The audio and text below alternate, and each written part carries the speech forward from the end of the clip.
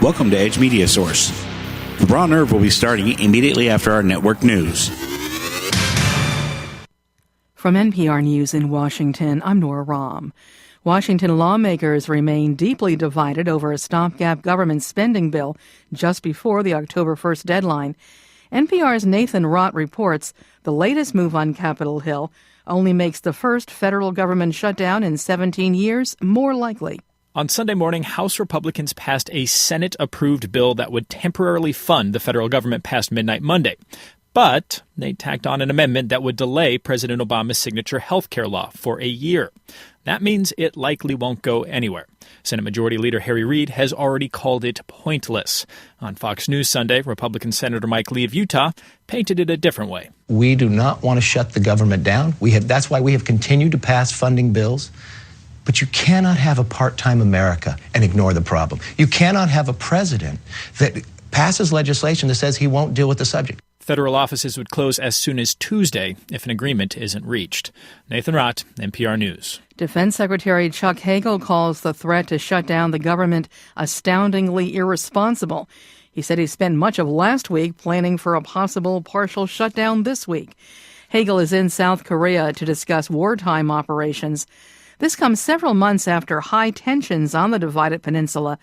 Jason Struther reports from Seoul the two sides might not agree on the deadline for the South to take full control of its military. As it stands right now, if war broke out here in Korea, the U.S. would take command of South Korea's armed forces. That's the way it's been since the Korean War.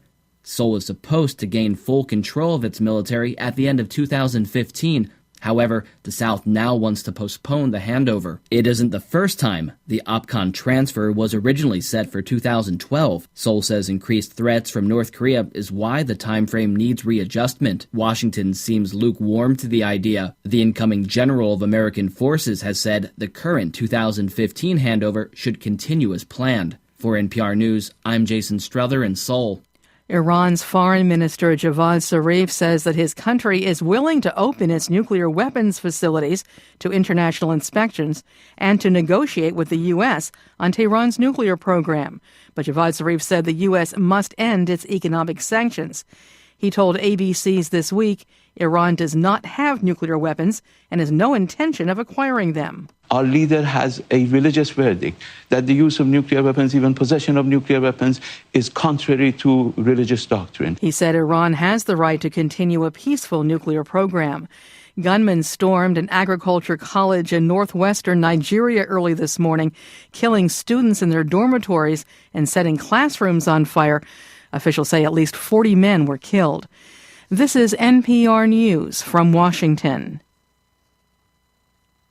A highly anticipated free trade zone opens today in Shanghai.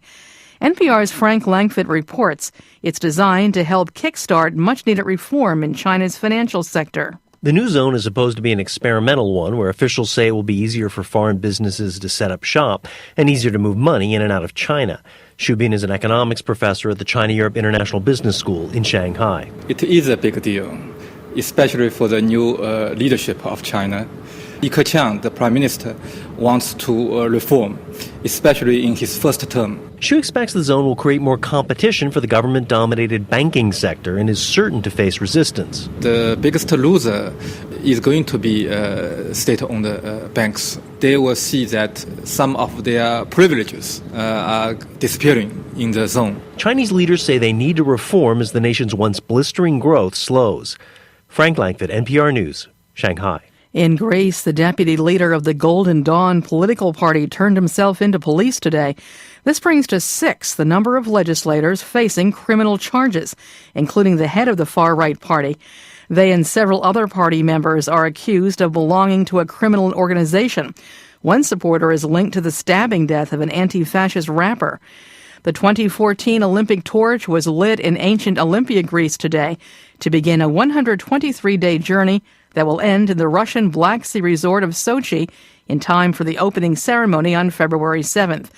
After leaving Greece, the flame will be sent into space, go to the North Pole, and travel across Russia's 9 time zones. I'm Nora Rahm, NPR News in Washington. Brothers Power Sports has been a locally owned family business in Bremerton since 1949. From new and pre-owned motorcycles, ATVs, scooters, boats, and watercraft, to parts and service and apparel. Brothers Power Sports is committed to being your source for all your motorsports needs, and they're a proud sponsor of the Habitat for Humanity of Kitsap County. Brothers Power Sports, 5205 1st Street in Bremerton, and online at brotherspowersports.com. Stop in and feel the difference at Brothers Power Sports in Bremerton. Make a difference in your community and volunteer at Kitsap Humane Society. We have opportunities for everyone and need help in all areas of the shelter. You can clean, feed, and help socialize animals, or answer phones, greet customers, and help run special events and fundraisers. KHS volunteers also lead programs including our foster program, canine training, and animal-assisted therapy. If you are interested in volunteering at Kitsap Humane Society, visit our website at kitsap-humane.org. Bremerton Bar and Grill is your new neighborhood bar and grill. At Bremerton Bar and Grill, they're an American-style, family-friendly restaurant that offers spectacular outdoor dining, happy hours twice a day, 18 draft beers, award-winning menus, and fast, friendly service. Need space for a private party? Reserve the Brad Johnson Private Dining Room and dine in a real bank vault. Bremerton Bar and Grill, 190 Pacific Avenue, right across the street from the ferry terminal in downtown Bremerton. I'm Elaine Terso with Elaine Terso Photography. I've partnered with Ish Vintage Clothing, the Oxford Suites, and Parties by a Perfect Place to create our unique boudoir, glam, and pinup parties, which is perfect for a girls' night out or bachelorette parties. You choose your theme, get your hair and makeup done, play dress up for the evening, and then receive an accordion booklet of your photos, plus an 8x10 of your favorite photo. For parties or 7 or more, the hostess is free. For more information about our unique parties, visit my website, ElaineTersophotography.com. Hey, St. Paul, the voice of reason here. Wanted to send a quick shout out to our friends at Pacific Northwest Artisans. They're a custom concrete and design fabrication company. They can do all of your concrete needs. They can do pathways, walkways, driveways, you name it. You need a new foundation, you're going to do an add-on, give them a call, 731-9812 or 649-0987. Again, that's 731-9812 or 649-0987. Pacific Northwest Artisans, all of your concrete needs. The Home Buyers Association of Kitsap County is an association of professional builders, subcontractors, service providers, and purveyors representing the home building industry. For more than 50 years, the Home Builders Association of Kitsap County has provided information, education, and services that promote the health and welfare of the home building industry. As leaders of the industry, the Home Builders Association of Kitsap County fosters safe, affordable housing and addresses issues affecting our industry. To find out more, visit them online at kitsap.hba.com.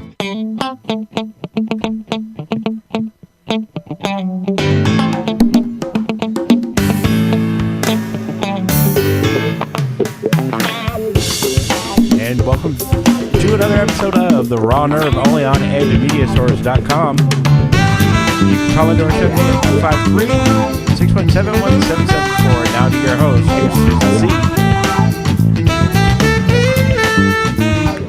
And thank you very much. Thank you. Welcome, everybody. How you doing? Hope you're having a good Sunday. It's a little blustery in the neighborhood today again, I'll tell you. A little bit. Yeah, a little bit. Joining me on the other side of the glass, of course, is Bad Boy Dennis D. How you doing, darling? Okay, except for I can't hear myself. Oh, there I go.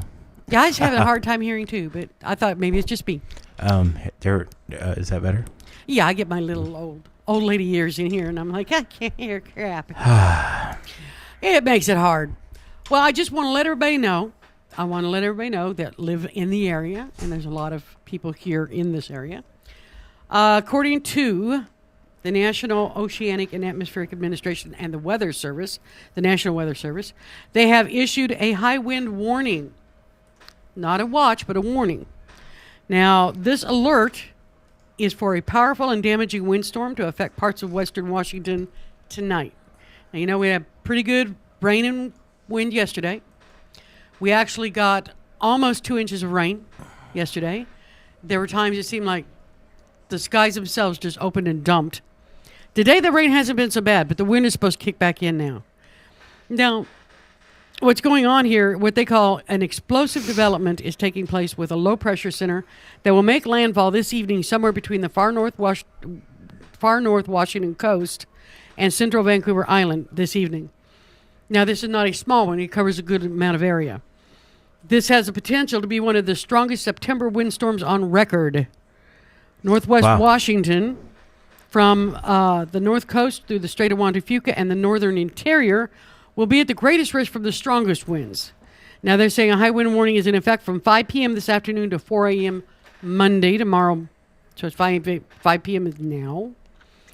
The National Weather Service in Seattle has issued a high wind warning, which is in effect the same period of time as their warning.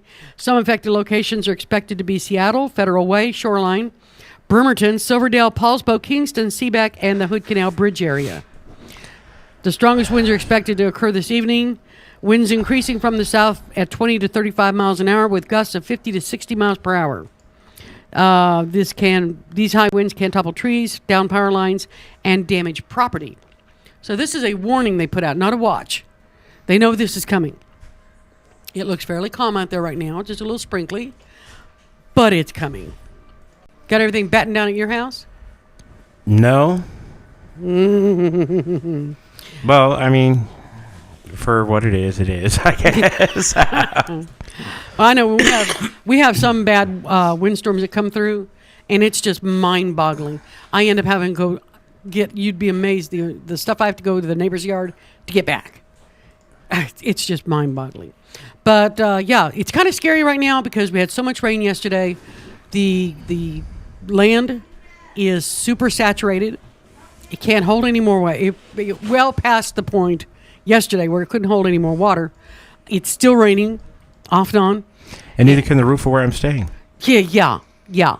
And the problem trust me.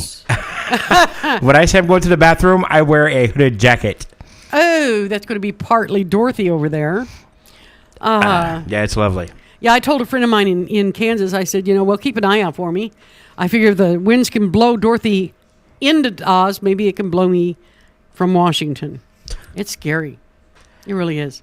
And the bad thing is that all the trees out there, we have, this is Washington State, we have a lot of trees. And when it is as wet as it is, and then we get the high winds on top of it, that's when you start seeing trees going over. And I know I watch the trees in my front yard. I'm like, Anybody wiggling a little more than usual? Yeah, it's scary. It is. It's very nerve-wracking. It really is. It's amazing. Now, okay. Got a lot to talk about today. And a lot of interesting stuff going on in the world. Tuesday. That's the deadline. As of Tuesday, the Affordable Care Act clicks over. You know, what they're calling Obamacare. Although I thought he had a really good point. Well, it wasn't really him saying it, but the Democratic convention was saying that once the Affordable Care Act is up, the bugs are worked out, and it's working, nobody will call it Obamacare anymore because they don't want to associate it with anything that, I don't know, actually works. It's just something I've noticed. But this Tuesday is the when it kicks in and choices have to be made. Now, a lot of people are really worried about the small businessman, which they should. Our economy is built not on the backs of the mega corporations and the giant ones. Why would they be based on them? They don't pay taxes anyway. They have armies of attorneys whose only job is to make sure to find loopholes so they don't have to pay taxes. That's the way it works. Our economy is based on the backs of the little guy. The mom and pop stores, the small chains, not the big ones, but the little small chains. Yeah, that's where it's at. And people are worried. Well, with millions of uninsured Americans soon eligible for employee-sponsored health coverage, many of these small business owners fear that the new law will crush their profits and make it too costly to hire new workers. Jim Hauser, owner of Hawthorne Auto Clinic in Portland, isn't one of them. The biggest factor, he said, in hiring is consumer demand. We recently expanded our staff in part because now we know what to expect with our health care premiums. Complying with the law's extensive red tapes and forms. Oh, yes, it's governmental. What can you say? Yeah, that's another major headache that is cited by small business owners. For him, it also hasn't proven to be terribly onerous. He said he's an ardent supporter of the law who has testified before Congress in support of it. You can turn it all over to your insurance agent or your broker, just like my accountant handles my taxes every year, he says. They're the ones who are going to have to do it. They go through the red tape. They go through, and most businesses, even small businesses, have at least an insurance agent. You have to, pretty much, you have to. And even if it's just, no health insurance under the insurance agent, they are in a position to be able to help you out with this as well. And most of them have somebody doing their taxes, because if you don't, you're going to just end up paying more than you need to and getting screwed. That's what we do. Now, Hauser, who's been offering his employees health insurance since he and his wife opened their auto repair business 30 years ago, said the new law isn't hurting his bottom line either. In fact, after nearly doubling from 2001 to 2009, his health insurance premiums actually began falling 2 years ago. Last year, he got a tax credit for $12,900 to help defray those costs. It don't hurt, I got to tell you. Now, more than 3 years after the Affordable Care Act was enacted, employers on Tuesday faced the first key deadline under the new law, when they're required to notify employees what kind of coverage, if any, they plan to offer. Now, companies then have until 2015 to implement those plans or face penalties if they don't offer affordable coverage to all full-time workers.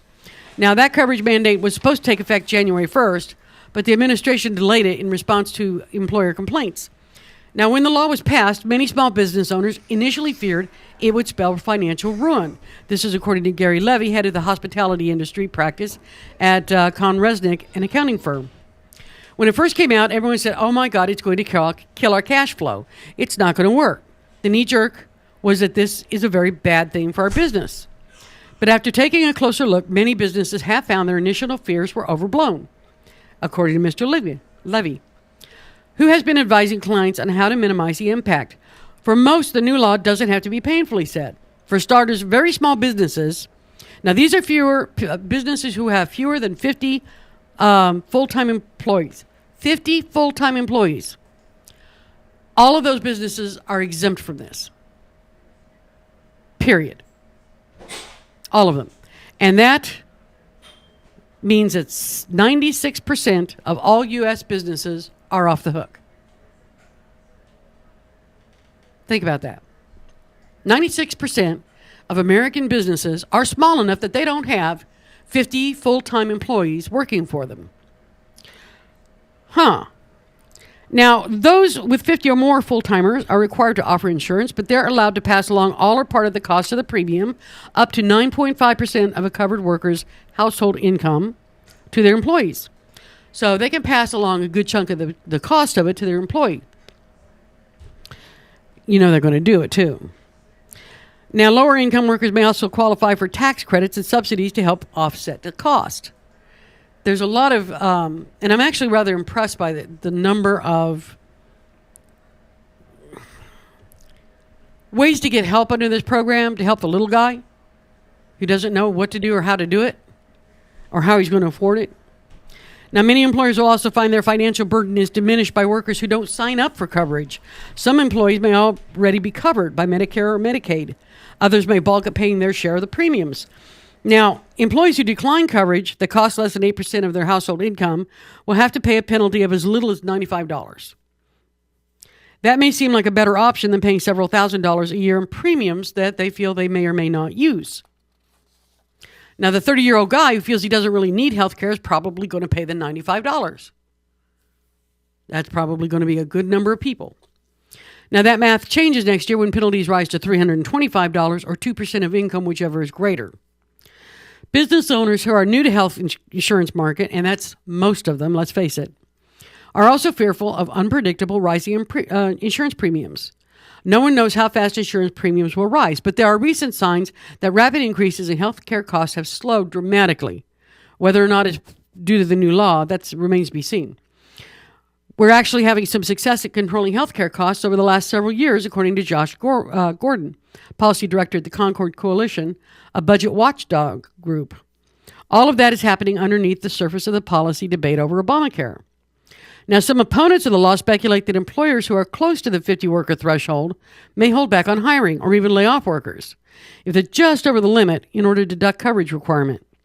But companies with payrolls of between 40 and 75 employees account for just 3% of all U.S. businesses and about 5% of the labor force. This is according to the latest census data. Now, employers with lower income workers will have a harder time passing along coverage costs because the law caps a worker's contribution at 9.5% of household income. If the employee is asked to pay more and gets a better deal on one of the new insurance exchanges, the employer is on the hook for a penalty. Restaurants and other seasonal businesses whose worker put in variable hours could also face staffing headaches as employees fall above or below the 30-hour a week definition of full-time. That could prompt some businesses to try and cap hours or even split full-time jobs into part-time positions to get around the law. Businesses will do much to get around the laws. They cost them money. But if you stop and think about it, you're talking 96% of the businesses in the United States don't even fall under Obamacare anyway because they don't have 50 full-time employees. The 40 to 75 full-time employee businesses out there are only like 5%. So, I don't know. It seems to me, if people are so worried, if you have a business, you own a business, and you're so worried about it, look at what you've got here. Why are they calling it 30 hours a work week? Since when is 30 hours a week full time? I thought it was 40 hours a week.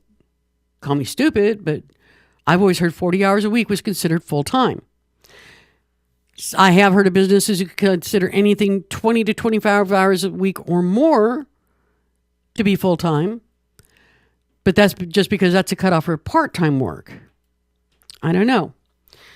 There's a lot of things wrong with Obamacare, the Affordable Care Act. There really is. There's a lot of things that need to be fixed. But I got to tell you, I'm to the point I'm thinking our healthcare system is broken. There's not a lot of people that disagree with that. And it needs to be fixed somehow. There's something wrong when you have a situation where, and this is true, some insurance companies have been known to deny coverage to babies born with birth defects because it was a pre-existing condition. Right. Because they had it at birth. It was a pre-existing condition. Really? Yeah. Well, under the Affordable Care Act, insurance companies cannot deny you based on a pre-existing condition. There are people out there who have shopped for insurance for years, trying to find someone, anyone, anywhere that'll touch them because they have pre-existing conditions. So these are the people, not only are you sick, but you're going to go broke, and I mean big time broke. You will be below the poverty line if you could come up with the money in the first place to try to take care of it. That's not right. That's not right. Yeah, it needs a lot of work. It needs tweaking. Somebody's got to look at some of this. I know my husband and I didn't think we were going to be impacted much by it because we have HMO coverage through his work, which is a federal job. And we've had it for 30 years. And we thought, that pretty much covered any requirement we had. Somehow or another, they managed to jump our premiums another $60 every 2 weeks. So we're paying another $120 a month now on top of what we were paying before. Hubby's pretty sure it's got to do with Obamacare. I'm not so sure. I think it's a matter of insurance companies looking for a way to raise premiums every chance they get. Now, I'm sorry, that sounds kind of knee-jerk, and it sounds kind of like, well, that's a little paranoid. Yeah, it is. But I also firmly believe it, and I'm not a paranoid person. I think insurance companies have gotten to the point, they've gotten so big, and they are so enamored with the bottom line, period,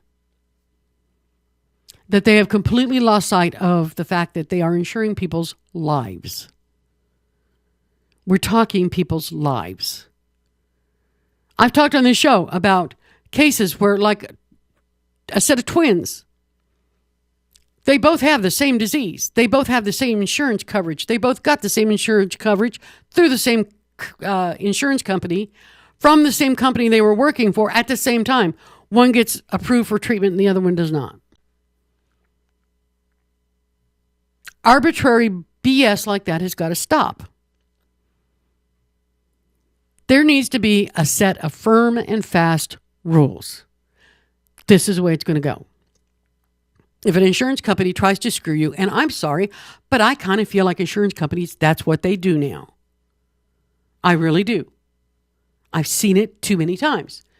But if an insurance company tries to screw you, the little guy, which is you and me, we need to be able to pull out a set of rules or something, or our attorney or whoever, pull out a set of rules and say, look, this says you can't do this.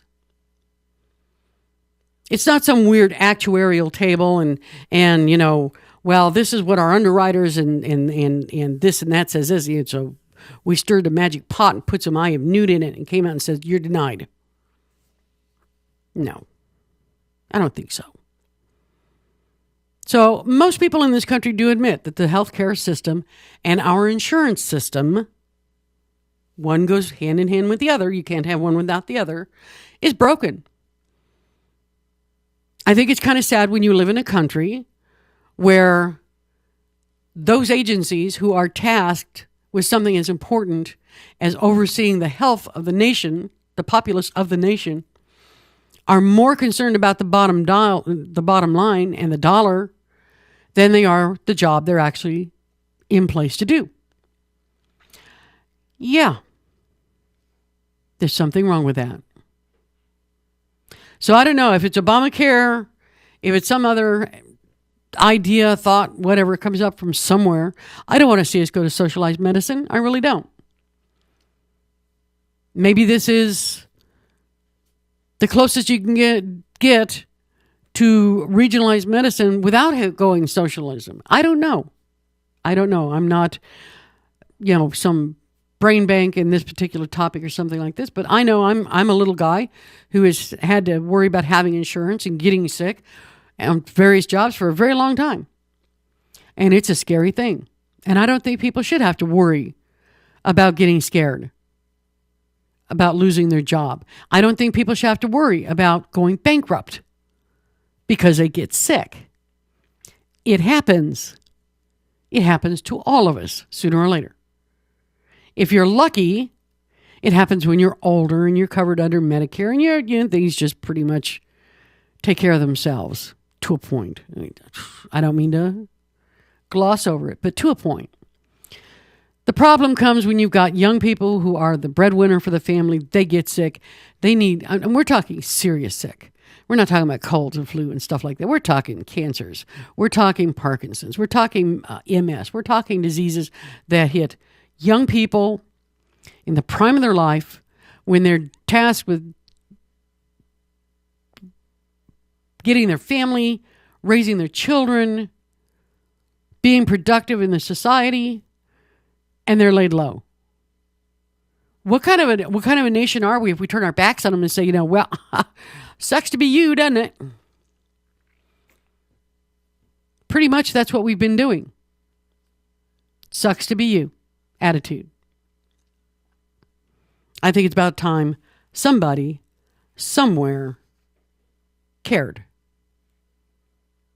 And I don't know, maybe this is a start. I'm hoping. I got my fingers crossed. I really do. I'm hoping that this is a point where somebody stands up. And I'll tell you, if the Republicans hate it as bad as they say they do, fine. I haven't seen you come up with anything better. They've come up with a couple of ideas. Yes, they have, over the years. They weren't better. They had even more glaring problems and flaws than this one does. Bottom line is, though, we got to do something.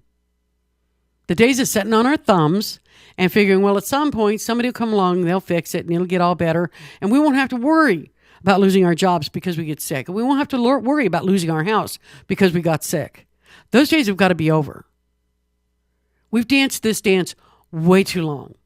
Our kids deserve better. They deserve a little more security to know if mom or dad gets sick, we're not going to be homeless. We're not going to be bankrupt. We're not going to be ruined. Just my way of thinking. We'll be back right after this. Stay tuned. I'll see you in a few. What they do? Smiling in your face. Smiling faces. Smiling faces. Sometimes they're fast. Smiling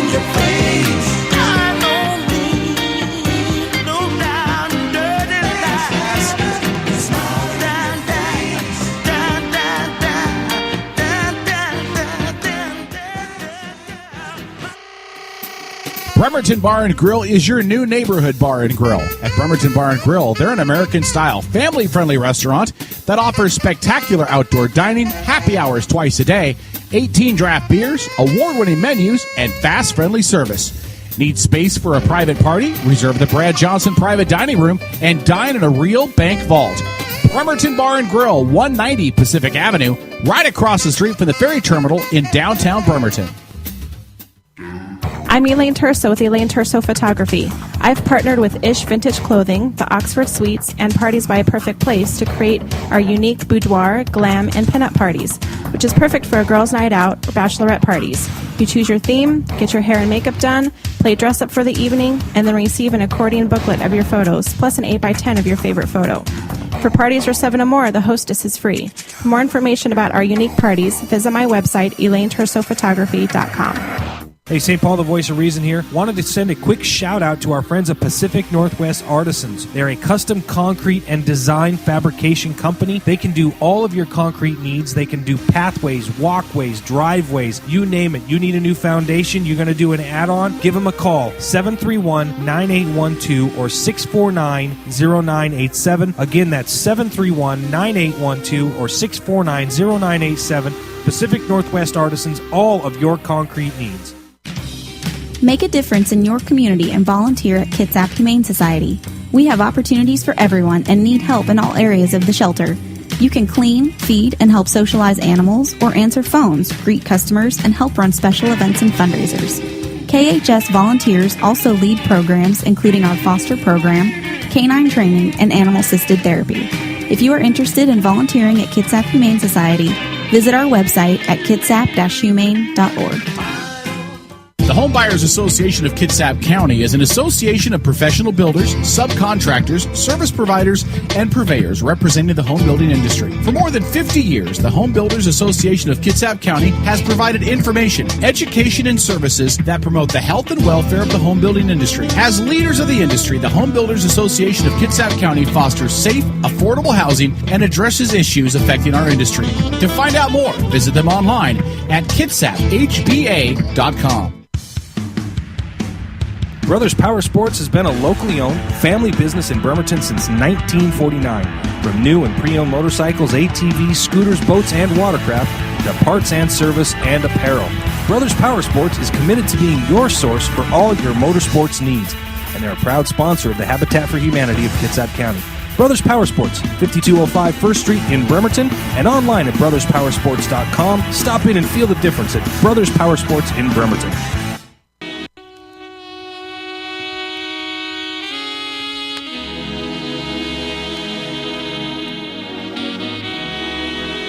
And welcome back to The Raw Nerve, only on EdgeMediaSource.com.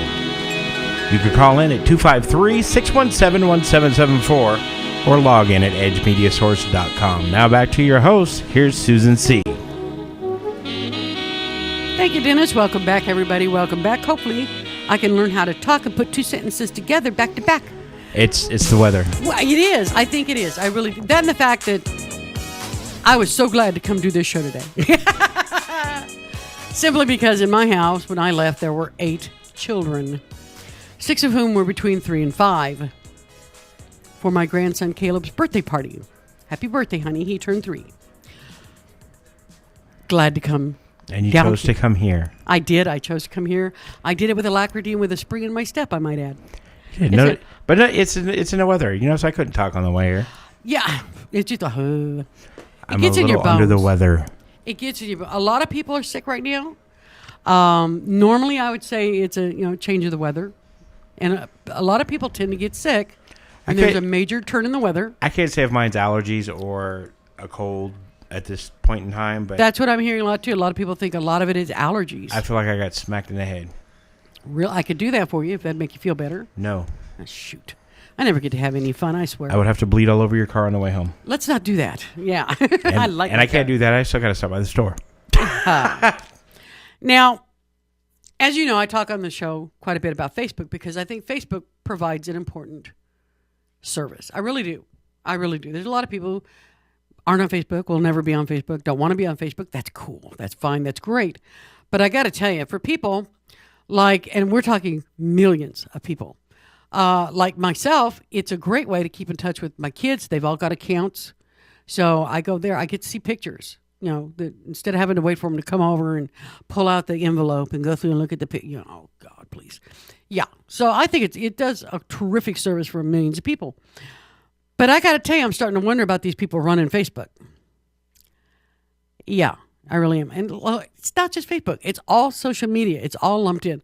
Whether it's Facebook or Twitter, Tumblr, I don't care what you're using. You better pay attention to what they're doing over there. Now, Facebook,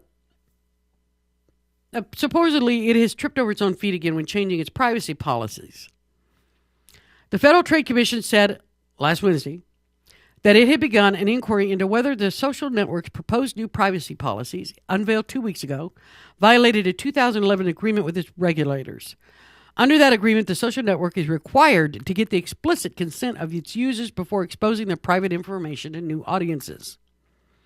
Now, Facebook's new policies make clear that users are required to grant the company wide permission to use their personal information in advertising as a condition of using that service. Did you get that? They slip it in there like you're not going to notice it. Facebook's new policy makes it clear that users are required to grant the company wide permission to use their personal information in advertising as a condition to using that service. And I'll tell you, as Facebook goes, so go all social media. It's like every other outfit out there. They wait to see what happens with Facebook, and they get away with it. They jump on the bandwagon. They do it too. Now, Facebook says that the language was in part required by a federal court. In August, a judge approved some of the wording as part of a settlement in a class action suit brought by users upset at seeing their names and photos used to endorse products in Facebook ads sent to their friends. Now, if you use Facebook, I've noticed this. I don't know if you have, but every now and then you'll see a picture of one of your friends, and it'll be their little profile picture, and it'll say so-and-so liked this, and it's whatever product or placement or whatever, but their picture and their name is right there. Now, I've seen this pop up with one of my daughters, and I've asked them, so you support this, or you're a big fan of this company or product, and they're like, I never heard of it. Nobody got their permission. Apparently, using the company, using the website, is implicit permission. Not sure I'm liking the way this goes. Now, Peter Kaplan, a spokesman for the FTC, said on Wednesday that Facebook was subject to continuing oversight by the commission because of the consent order that they have.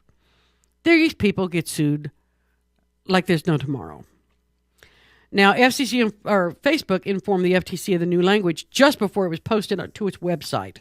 It said its new policies complied with the 2011 FTC order, as well as a separate 2013 class action settlement. Now, when it comes to advertising, Facebook has long maintained that it can freely use a person's name, photo, comments, and other information in advertising as long as it shows the ad only to people you have already given the right to see underlying information. For example, if you compliment Starbucks pumpkin spice latte in a post, that can theoretically be viewed by your Facebook friends.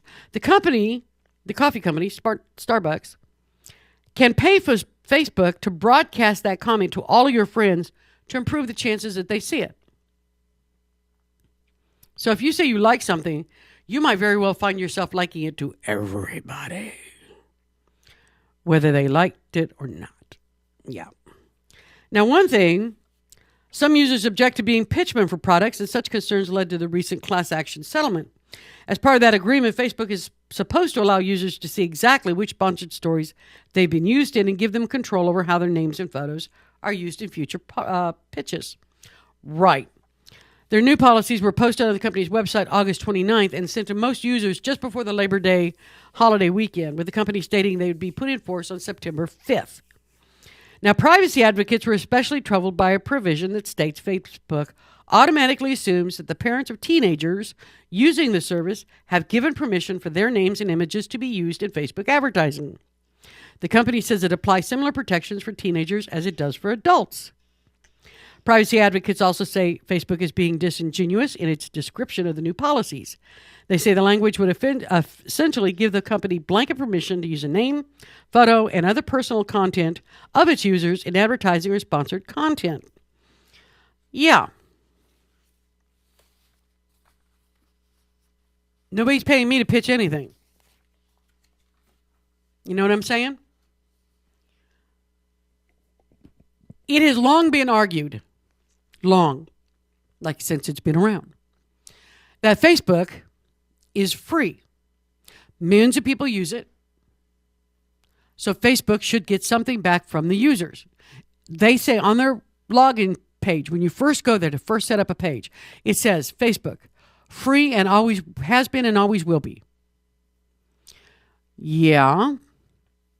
Now you wonder, how do they make the money for Facebook to get to be such a huge company, which it is a huge company. Yes, it is. And that's simple. It's through advertising. When Facebook started, you have to understand how advertisers think. They were delirious at the thought of it. Now, they had MySpace before Facebook, which wasn't as elegant. It wasn't as streamlined. It wasn't as user-friendly as Facebook, which is why it went by the wayside when Facebook came along. But they found that people did like connecting with other people this way, through the internet. They like playing games together. They like, chatting and sharing pictures and quotes and things that they do. People liked it. Yes, they do, to the tune of millions and millions of people. So if you look at a Facebook page, right down the middle is your wall, what they call your wall, and that's where you see what your friends are saying. If you put something as a status, it shows up there, blah, blah, blah, blah, blah. Down the right side of that wall are advertisements. Now, these are for all sorts of companies. You can't hide them. They're always there. You can't get around them. They're not terribly in your face because they're small and they're to the side. But it is annoying and always gives me pause when I see an advertisement come up and it's got a profile picture of one of my friends. And every time I see that, I make a point of contacting them and saying, did you know I just saw an ad for XYZ product and your profile picture was on it saying what a great product it is. Did you know this? Invariably, the answer to this is, why, no, I did not. You got to realize Facebook can see everything you've ever put on your Facebook. Of course they can. It's one of those things that people know, but they don't want to know. You know? Kind of a strange concept. People know that Facebook can see every page they've got, everything that's marked private to everybody else. Facebook can see anything you've ever put on your Facebook profile. I'm pretty sure even if it's been deleted. So you've got to wonder. Facebook is really pretty zealous, maybe. If somebody reports a picture as offensive, it disappears pretty quickly. I don't think that's exactly fair, because what's offensive in your eyes is not necessarily offensive in my eyes, because I don't know. I'm not the butthurt type. But this is still the United States of America. But it does worry me that there are so many children that use Facebook. Yes, you're supposed to be 18 years of age and older. This is right up there with, yes, I have read the terms and conditions as they apply, and I agree to them. No, nobody ever reads the terms and conditions. And there are millions of small children. We're talking 10, 11, 12-year-olds out there playing with Facebook. They're playing the games. They're posting and pretending they're grown up. The games are geared at kids, half of them. A lot of them, yes, they are. My 10-year-old granddaughter plays one that I don't remember the name of it, but it's you run a designer studio making fashions. Mm-hmm. And she designs dresses and handbags and shoes. Loves it. She's 10. She's a girl. She loves it. Both of my stepdaughters play. Yeah. Constant. And I'm getting invites all the time. Oh, yeah. That's so great, too. Annoying. Yes, it is. But then I'll play one and I can't, do anything because I can only get so far because I want you to invite half the world. And I'm like, no, I'm not going to bother everybody else with my problems. So Yeah. But the thing of it is, see, I will start a game that my granddaughter's playing so I can send her stuff. That's it, because you have to have neighbors, but I don't play it. But the thing of it is, how annoying would it be if you're on Facebook, and let's face it, the vast majority of people in this country and in the world who have access to a computer play Facebook, or they use Facebook. And this is companies as well. How annoying would it be to be scrolling on Facebook one morning, you get up, you got your cup of coffee, and you're going on Facebook to see who's saying what, and by golly, there's an advertisement big as life with your last family Christmas photo saying, we really like going to such and such hotel. I have never been to that hotel in my life. Would that annoy you? It would me. I actually think about what I tell. I mean, it's not just on Facebook, but just friends of mine. If we're talking about whatnot, I won't even recommend a movie that I've watched unless I really liked it. I won't recommend if it's one of those, that wasn't bad. No, if I recommend it, it's because I really, really liked it, or a television program or something like this. Yeah. So for the Facebook to have the right to come in and take my information, take my name, take my profile picture, slap it on whatever they feel like, without even, a by your leave, oh, by the way, it smacks as wrong. Now, you think that's bad? I found this little interesting blurb. This is written by a person. Well, you see how it works here. I am a member of ASMP, the American Society of Media Photographers. They recently sent a useful update about a change to Facebook's terms of service.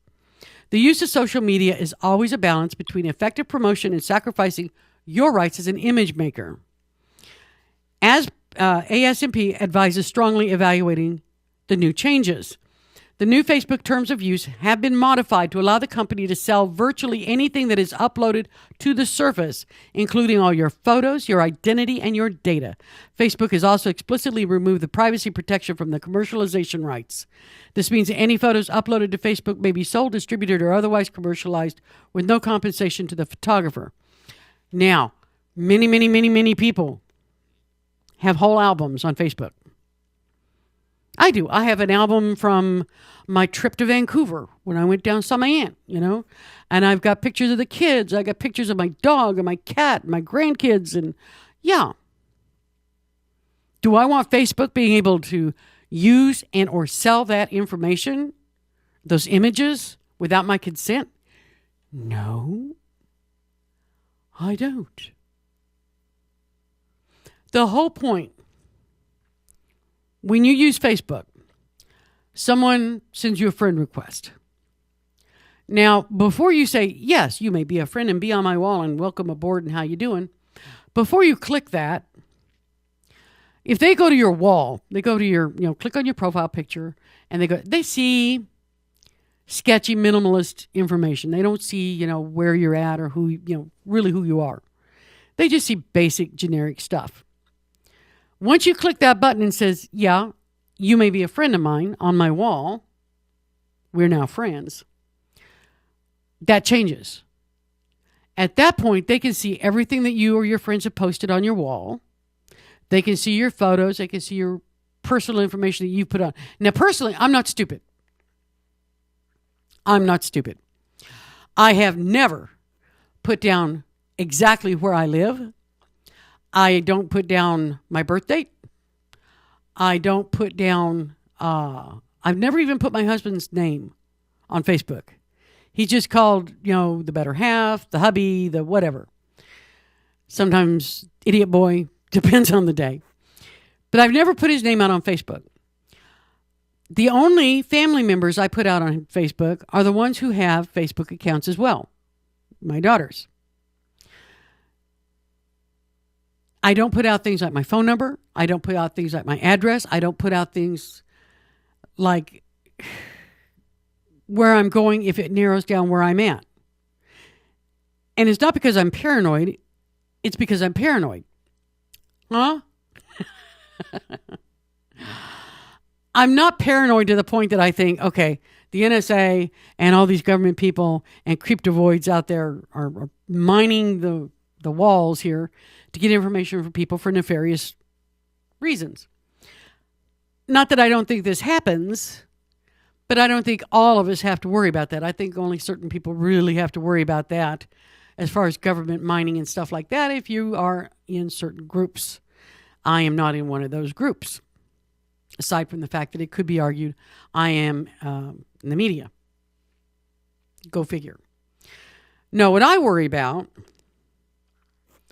are people who use your information to try to draw you into scams. And, oh my Lord, scams on Facebook are unbelievable. They were around on MySpace.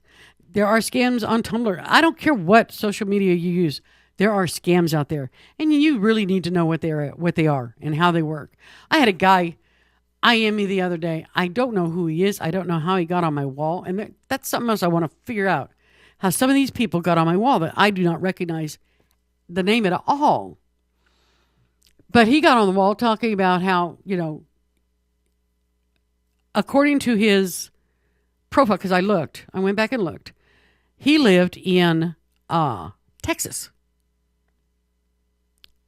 I'm trying to remember. It was some town in Texas. Anyway, he IMs me and talks about, how much fun he has reading what I put out there and blah, blah, blah, and being friends and blah, blah, blah. And he's like, it's really sad, though, I'm about to lose my internet connection because I just, I've hit a really rough patch with illness and stuff like this. He said, if I could just get $200.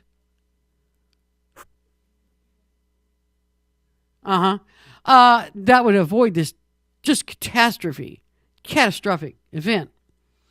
And I'm like, what in the heck? So I didn't answer back. I was too busy laughing about it. And all of a sudden he pops up and he goes, in case you feel like, helping me out, and remember, those who help are always helped, in the future. Here's the contact information to send it to. And you want to know an absolutely stunning surprise here? This man who lives in Texas, in order for me to send him $200 to help him keep his internet connection, I needed to send it to an address in Nigeria. And they say I'm paranoid. I laughed till I thought my butt was going to fall off. I really did. That was a stupid. I just put on there. I said, "You're an idiot. Go die." Just God. Stupidest things. And the really sad thing is there are people out there who fall for this. There are people out there who are soft-hearted and just oh wow, he's just really got a hard time and I need to help it. No, you don't. No, you don't. If you needed help and you contacted him, is this somebody you would think would stand up and help you out? If the answer is not, well, absolutely, because I know this person so well. I know how they feel about me. I know how I feel about this person. I know how far I can trust them. So absolutely, I would trust this person to help me out. Then mazel tov, send them the money. But I tell you, if you're sitting there going, well, I don't really know who this person is. I've never heard of him before. I don't know why he's calling me, sending me this information. Don't do it. It's a scam. Heads up there. It's a scam. It just cracked me up, though, when I saw the address come up for Nigeria. I'm like, I didn't even get the prints. I didn't even get the letter, the internet scam of sending money to Nigerian prince. Now I get a guy who needs his internet kept on. That's just sad. Just giving you a heads up. Things are changing. And you better stay on top of it. Pay attention and stay on top of it, because otherwise we're going to get run over. Because let's face it, we're the little guys. And the big guys don't care. Just the way it is. Now, there's a lot in the world that amazes me. There really is. This is one of them. The U.S. House of Representatives last Saturday, now this is the 28th, so that would be yesterday. passed legislation that would give the Food and Drug Administration more authority to regulate companies that compound sterile drugs and ship them across state lines. Follow what this is saying. The bill, called the Drug Quality and Security Act, now goes into the Senate for a vote. House and Senate committees agreed on the legislation last Wednesday. Introduced after a deadly outbreak of fungal meningitis killed more than 50 people last year. You remember this? Fungal meningitis killed more than 50 people, sickened hundreds more. The act would also create a national set of standards to track pharmaceuticals through the distribution chain to help thwart the introduction of fake medication into the drug supply. The fungal meningitis outbreak was traced to a tainted steroid sold by the New England Compounding Center in Framingham, Massachusetts. Complaints from companies that felt previously proposed laws would cost too much to implement, helped derail earlier attempts to create such national standards to track and trace drugs. The thing that amazes me, boggles my mind, and makes me go, really? I read this and I'm like, you mean we didn't already have this? This is new? What does the FDA do? The FDA and the USDA get billions and billions of dollars every year in funding. I thought to keep our drugs that we receive, to keep them pure, keep them clean, keep us safe, keep us healthy, and keep our food good. Apparently, they're just now getting around to doing that. It boggled my brain. I could not imagine that we did not already have this. And I'll tell you, the FDA, which is the Food and Drug Administration, and the USDA, United States brain fart. I want to say Drug Administration. Anyway, these are the agencies that are tasked with seeing that when you go to the pharmacy and you get your whatever filled, that the bottle of pills you get back from your pharmacist, whether they're in Walgreens or they're in Walmart or they're in your hospital pharmacy, that those pills are exactly what you think they are and your doctor thinks they are. They're made in a way that they're clean, they're sterile, they're not contaminated with anything that can make the issue that you're having already worse, or worse, give you an even worse issue. We have that right. Drugs cost enough, for the love of Pete. Going to the doctor and getting a prescription filled, it's not a cheap proposition. I don't care if they do have the $4. Those are for generics. And a lot of people out there don't get generics, so they take drugs that don't have a generic equivalent. And I'll tell you, if you're sad enough to fall into that group, you are preyed upon like a vampire that hasn't fed in a century. Oh, my Lord. They come after you. But it just boggled my brain that we are just now, getting these kinds of protections put in there. I couldn't believe it. But I am glad that apparently the House of Representatives has passed it. And they're saying now that when it goes to the Senate, they should pass it too. I'm glad. I'm stunned. But I'm glad they seem to think it's a worthwhile endeavor as well. Doesn't it absolutely boggle your brain sometimes? Some of the things that you think our government should and probably is doing for us. And then you find out that no, they're not. But they're doing this over here to us. And I'm like, really? No. Keep my food safe. Keep my drugs safe. Have you noticed how often here lately we've had these outbreaks of disease that they have to trace back to, dirty cantaloupes that weren't washed properly, contaminated lettuce, companies picking up apples off the ground. Remember Odwella did that? They're an unpasteurized juice company, and it came out that they were picking up apples that had fallen to the ground rather than picking apples off the tree. And the apples on the ground, I don't know, were dirty. Call me silly. We'll be back right after this for the second hour, and I'll see you then. Hang in there.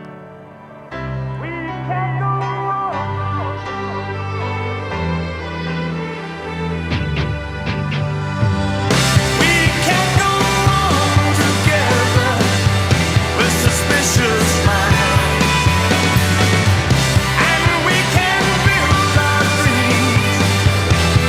suspicious mind. We're caught in a trap. From NPR News in Washington, I'm Nora Rahm. Washington lawmakers remain deeply divided over a stopgap government spending bill just before the October 1st deadline. NPR's Nathan Rott reports the latest move on Capitol Hill only makes the first federal government shutdown in 17 years more likely. On Sunday morning, House Republicans passed a Senate-approved bill that would temporarily fund the federal government past midnight Monday. But they tacked on an amendment that would delay President Obama's signature health care law for a year. That means it likely won't go anywhere. Senate Majority Leader Harry Reid has already called it pointless. On Fox News Sunday, Republican Senator Mike Lee of Utah painted it a different way. We do not want to shut the government down. That's why we have continued to pass funding bills. But you cannot have a part-time America and ignore the problem. You cannot have a president that passes legislation that says he won't deal with the subject. Federal offices would close as soon as Tuesday if an agreement isn't reached. Nathan Rott, NPR News. Defense Secretary Chuck Hagel calls the threat to shut down the government astoundingly irresponsible. He said he spent much of last week planning for a possible partial shutdown this week. Hagel is in South Korea to discuss wartime operations. This comes several months after high tensions on the divided peninsula. Jason Struther reports from Seoul. The two sides might not agree on the deadline for the South to take full control of its military. As it stands right now, if war broke out here in Korea, the U.S. would take command of South Korea's armed forces. That's the way it's been since the Korean War. Seoul is supposed to gain full control of its military at the end of 2015. However, the South now wants to postpone the handover. It isn't the first time. The OPCON transfer was originally set for 2012. Seoul says increased threats from North Korea is why the time frame needs readjustment. Washington seems lukewarm to the idea. The incoming general of American forces has said the current 2015 handover should continue as planned. For NPR News, I'm Jason Struther in Seoul. Iran's Foreign Minister Javad Zarif says that his country is willing to open its nuclear weapons facilities to international inspections and to negotiate with the U.S. on Tehran's nuclear program. But Javad Zarif said the U.S. must end its economic sanctions. He told ABC's This Week Iran does not have nuclear weapons and has no intention of acquiring them. Our leader has a religious verdict that the use of nuclear weapons, even possession of nuclear weapons, is contrary to religious doctrine. He said Iran has the right to continue a peaceful nuclear program. Gunmen stormed an agriculture college in northwestern Nigeria early this morning, killing students in their dormitories and setting classrooms on fire. Officials say at least 40 men were killed. This is NPR News from Washington. A highly anticipated free trade zone opens today in Shanghai. NPR's Frank Langfitt reports it's designed to help kickstart much-needed reform in China's financial sector. The new zone is supposed to be an experimental one where officials say it will be easier for foreign businesses to set up shop and easier to move money in and out of China. Xu Bin is an economics professor at the China-Europe International Business School in Shanghai. It is a big deal, especially for the new leadership of China. Li Keqiang, the prime minister, wants to reform, especially in his first term. Xu expects the zone will create more competition for the government-dominated banking sector and is certain to face resistance. The biggest loser is going to be state-owned banks. They will see that some of their privileges are disappearing in the zone. Chinese leaders say they need to reform as the nation's once blistering growth slows. Frank Langfitt, NPR News, Shanghai. In Greece, the deputy leader of the Golden Dawn political party turned himself into police today. This brings to 6 the number of legislators facing criminal charges, including the head of the far-right party. They and several other party members are accused of belonging to a criminal organization. One supporter is linked to the stabbing death of an anti-fascist rapper. The 2014 Olympic torch was lit in ancient Olympia, Greece today to begin a 123-day journey that will end in the Russian Black Sea resort of Sochi in time for the opening ceremony on February 7th. After leaving Greece, the flame will be sent into space, go to the North Pole, and travel across Russia's 9 time zones. I'm Nora Rahm, NPR News in Washington. Hi, this is Stephen Gardner from the Kitsap Sun. There are 3 things we try to do on the Kitsap Caucus blog. Give you more about the story that didn't fit in the regular piece. Give you the story behind the story. We also try to draw attention to other news you might have missed. And sometimes, I like to poke fun at Port Orchard. Read the Kitsap Caucus blog at thekitsapsun.com.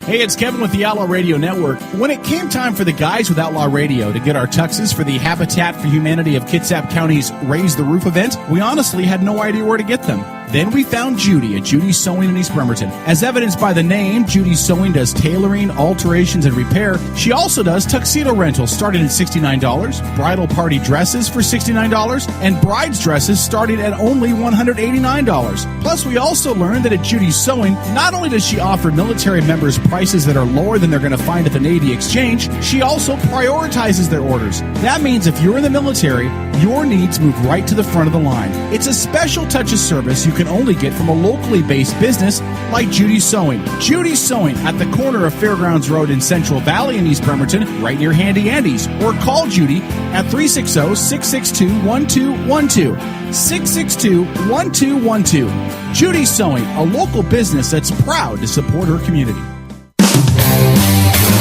Heather Madden, former machinist, wins success as a skilled professional rock star. No more working dusty old machine shops for me.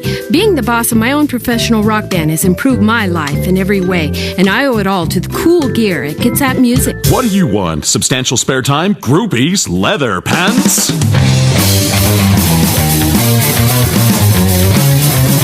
Use only certified cool products from Kitsap Music.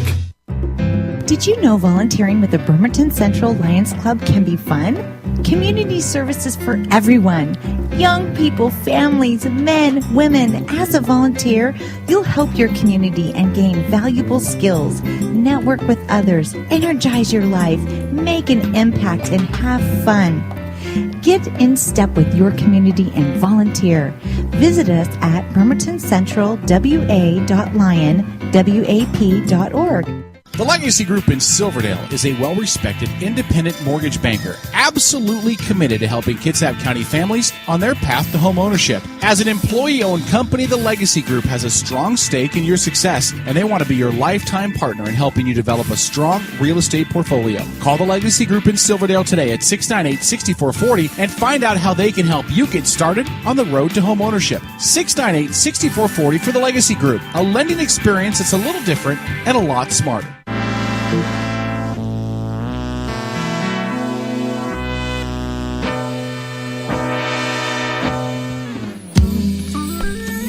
And welcome to hour number 2 of the Raw Nerve on Edge Media Source. You can give us a call at 253-617-1774 or leave your comments on our page at edgemediasource.com. Now here's your host, Susan C. Thank you, Dennis. Welcome back, everybody. Welcome. How y'all doing? I hope you're enjoying this blustery, breezy day. I'm telling you. Yeah, it's yucky out. I think summer is officially dead. Yeah, I thought earlier, you know, we went from week after week talking about, oh, how nice the weather is, how nice the weather is. Every show, Oh, you know, yeah. how nice the weather is. So pretty out. To a couple of weeks of, well, it's just kind of okay.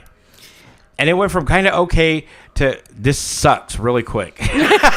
And what's really funny to me is it was just a few weeks ago that people were talking about the first person who makes any comment that, you know, it's too hot or, I'm ready for fall or something like that, I'm going to punch them in the throat. Yeah. Now everyone's like, I'm ready for summer to be over. Well, you got your wish. You got your wish. Yeah, the crud is here. The crud is here, and it's gone for good. Welcome, everybody. I hope you're having a great Sunday. Do want to let you know at the top of the hour here, I did this last hour, in case you're just tuning in, that NOAA, the National Oceanic and Atmospheric Administration, and the National Weather Service has issued a high wind warning for us. Powerful and damaging windstorm to affect parts of Washington tonight, western Washington primarily. Explosive development is taking place with a low pressure center that will make landfall this evening somewhere between far north Washington coast and central Vancouver Island this evening. Windstorms this has a potential to be one of the strongest September windstorms on record. Northwest Washington from the north coast to the Strait of Juan de Fuca and the north interior will be at the greatest risk from the strongest winds. Now, a high wind warning is in effect from 5 p.m., about an hour ago, to 4 a.m. in the morning, Monday. Now, some affected locations are going to be Seattle, Federal Way, Shoreline, Bremerton, Silverdale, Paulsbo, Kingston, Seabeck, and the Hood Canal Bridge area. The strongest winds are expected to occur this evening. That's going to be later tonight. Wind is going to be increasing from the south at 20 to 35 miles an hour with gusts of 50 to 60 miles per hour. We're talking about high probability of toppled trees, down power lines, and damage to property. Just want to let you all know what's coming. Stepped outside for the break there, looking around, wanted to see what it was like. Still calm. A little bit, a little breeze out there, nothing bad. And I'm like, it's coming. It's coming. So tie down everything and got loose out in the backyard if you don't want to have to hunt the neighborhood for it tomorrow. The odds are you're going to be without it. Yeah. So that's my PSA for the day. Now, this was really disturbing to me. Has it occurred to you that it seems like every time you turn around, there's a mass shooting somewhere? Now, you hear about the ones like at school, in malls, busy places like that. But there are more mass shootings than you think going on in this country.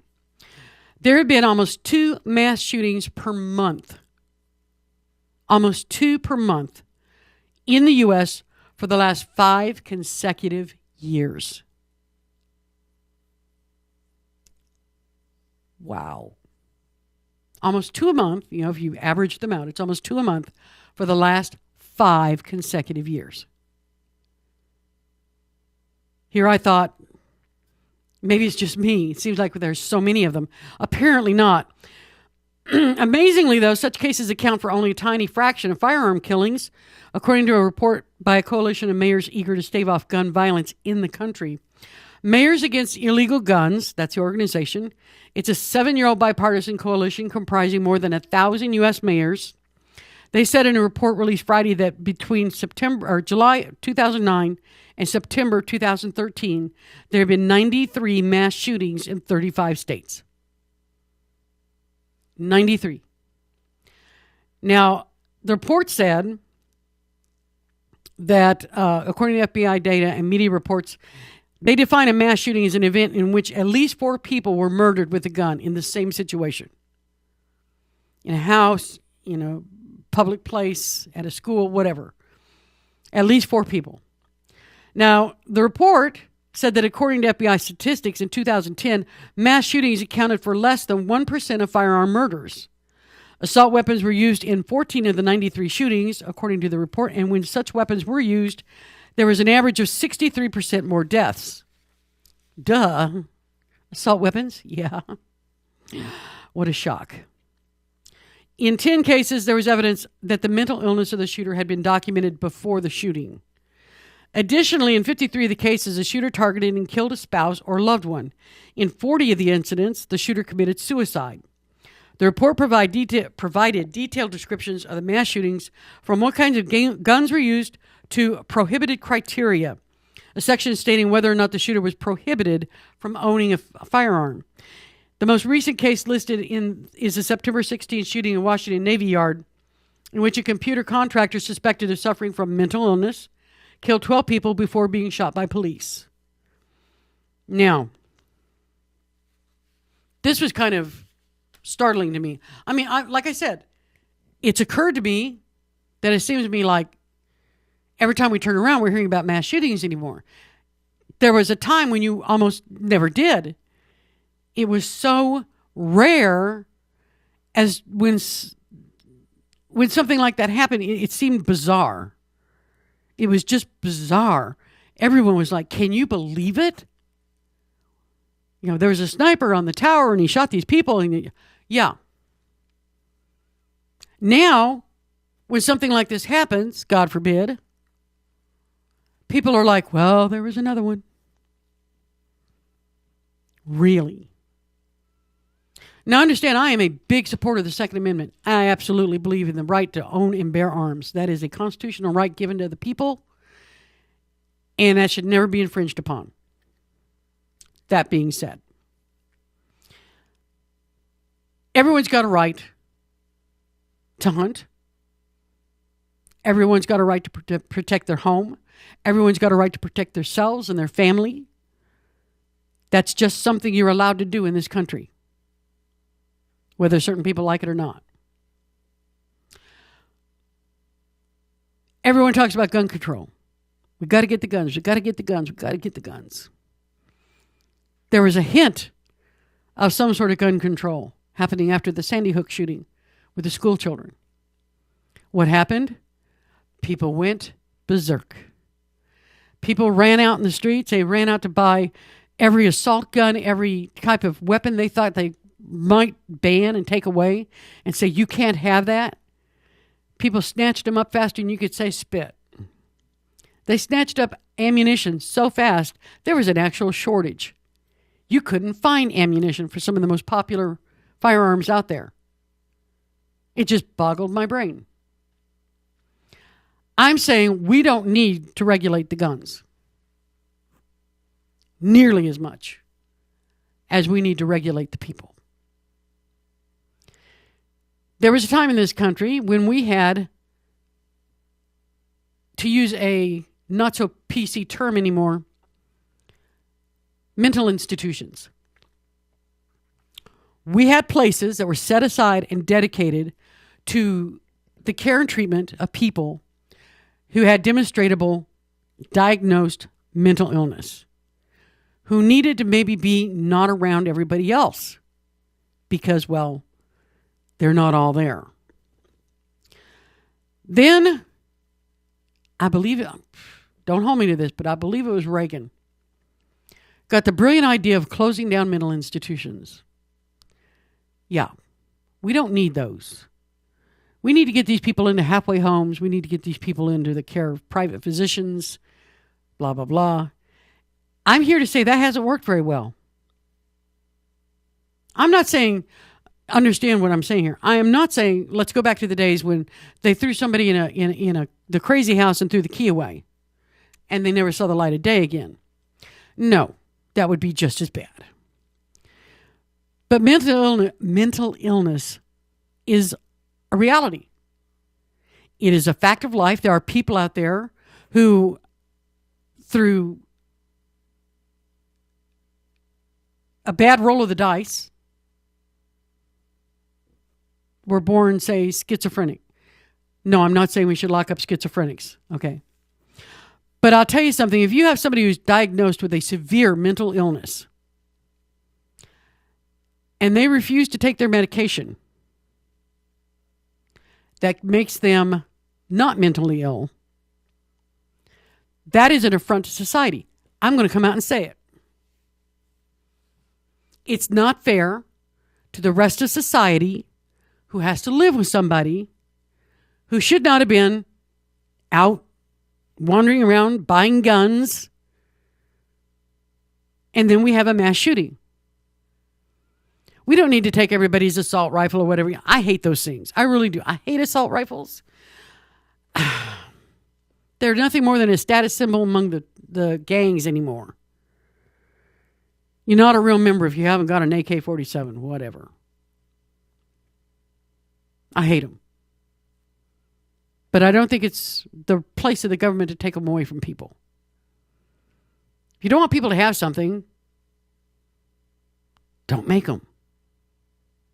That's pretty simple. Just my opinion. No, it's not the guns we need to go after. It's the crazy people. And there's a huge movement. I know.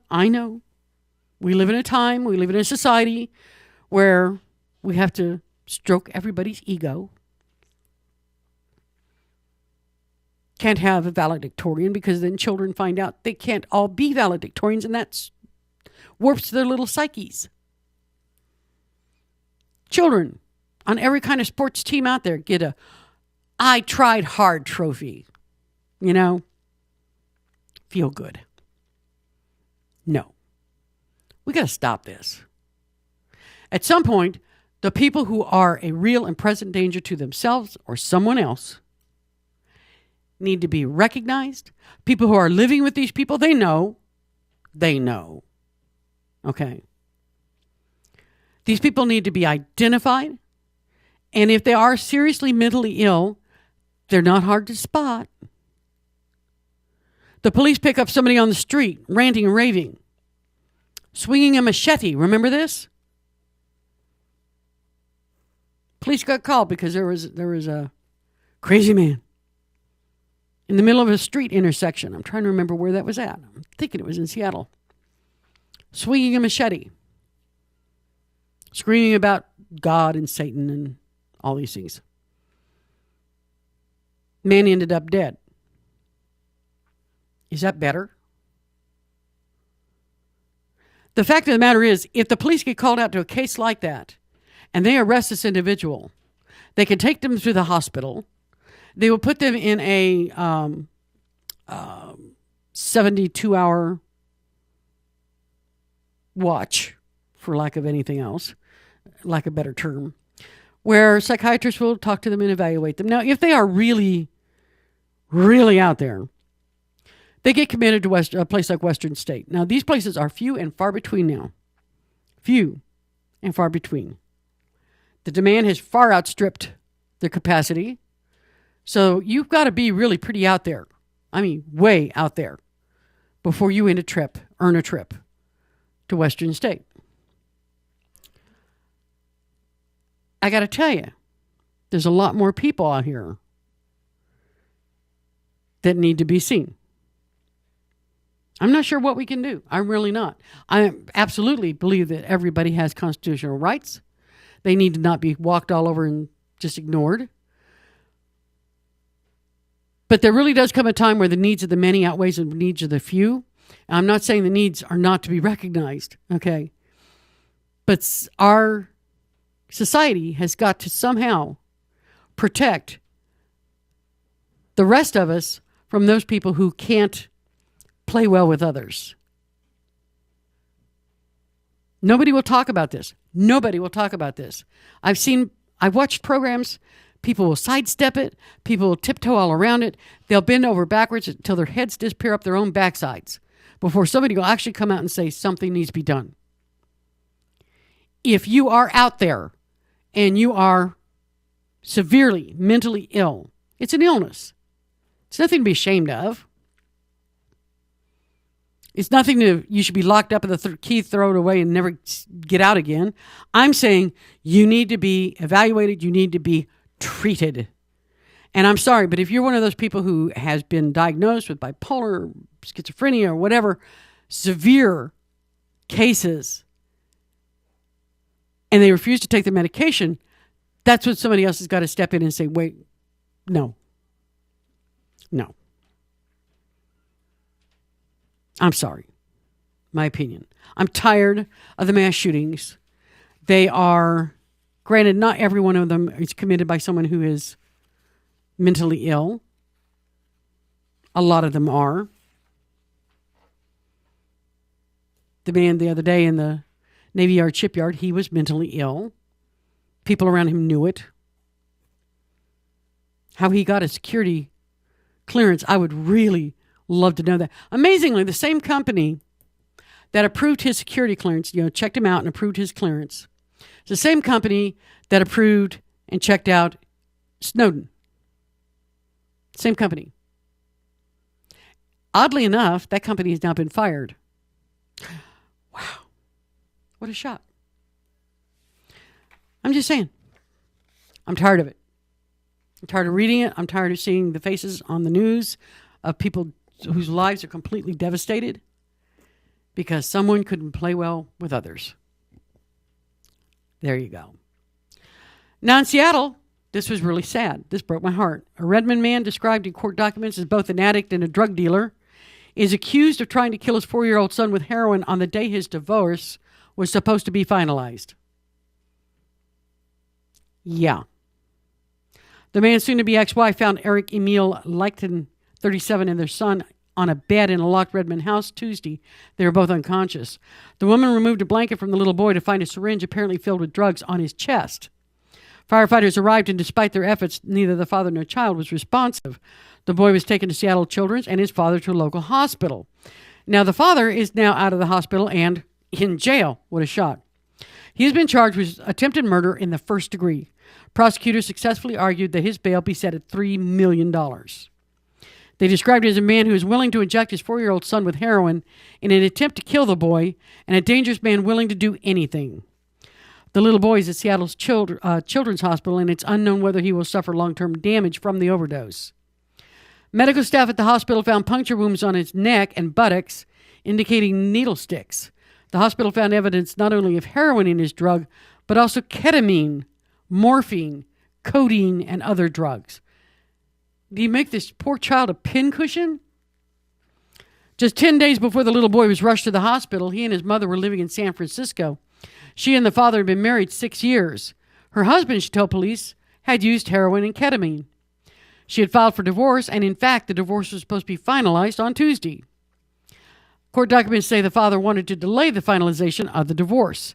Now, the mother returned to the Seattle area for a job interview. She let her son stay with the father, though she had wanted the final child custody order in the divorce to require drug tests. Lecton told her that he had quit using drugs. She found him depressed, she told police, but didn't see any reason the boy couldn't stay with him. Police say in court documents that Lecton had a history of drug use and overdoses. In 2005, police had him involuntarily committed to a hospital after he cut himself with scissors and threatened to kill himself while withdrawing from heroin. Search of the home. The family home turned up 7 syringes containing what police believe are drugs, as well as 3 used syringes in a bedroom. Search also turned up $12,620 cash in the home. If convicted of the charge, the father could be sentenced to at least 15 years in prison. You know what this was? This is a foiled murder-suicide. This is an example of someone who cannot play well with others. As the courts correctly identified, this is a man willing to do anything. Anything. Apparently, he didn't want to divorce his wife. So in his mind, it was perfectly acceptable to not only kill himself because he was depressed about the divorce, but take his son as well to keep her from having him. No. This is one I hope never sees a light of day again. Ever. I mean, that's just a case of... That takes can't play well with others to a whole new level. I cannot fathom people that hurt the children. I have such a hard time getting my brain around it. It happens all the time, which is frightening to me. I wonder why. I mean, is it something in the water? It's just amazing to me. Just as amazing to me are adult children who hurt or kill their parents. How does this happen? I think somewhere somebody needs to be looking at this to get to the bottom of it, because it's got to stop. It's got to stop. Now, this is something that I got to thinking about the thousands of young men coming back from the Middle East, their deployments, with this sort of a problem. And we need to be in a position where we can help them out, find some way to help them out. When Mac Fedge, 31 years old, talks about his old life, it's like recalling an old friend, now gone. Back before a devastating car accident 12 years ago twisted his brain like an Oreo cookie, he was a different person in a lot of ways, he says. I used to have so much good humor, and I used to be a leader. But now after brain injury, I'm more inclined to just watch. He lives with his parents in a Reston, Virginia townhouse. I used to be even-tempered, but now I might flare up with anger, especially if I'm tired. While many people know that brain injury can cause physical problems such as headaches, dizziness, impaired memory, and problems with balance and walking, it's often unseen, except by family members, friends, and even some survivors themselves, that personality changes that come when brains have been wounded. It's something that an increasing number are grappling with, particularly among injured soldiers. This is a huge problem. We have a lot of soldiers coming home with traumatic brain injury. You can't see it, but they're going to need some help. More on this when we come back. It's The Raw Nerve. I'll see you in a sec.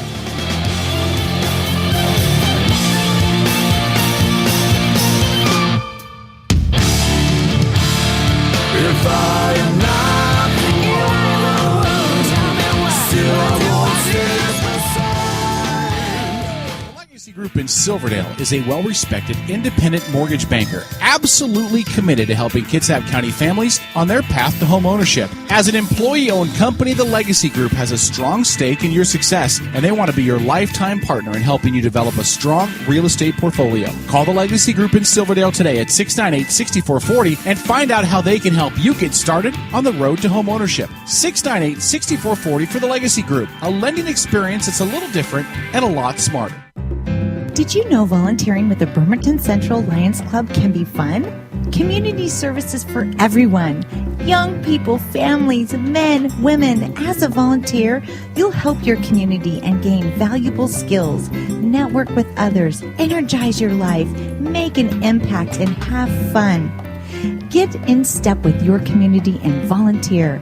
Visit us at bremertoncentralwa.lionwap.org. Hi, this is Stephen Gardner from the Kitsap Sun. There are 3 things we try to do on the Kitsap Caucus blog. Give you more about the story that didn't fit in the regular piece. Give you the story behind the story. We also try to draw attention to other news you might have missed. And sometimes, I like to poke fun at Port Orchard. Read the Kitsap Caucus blog at thekitsapsun.com.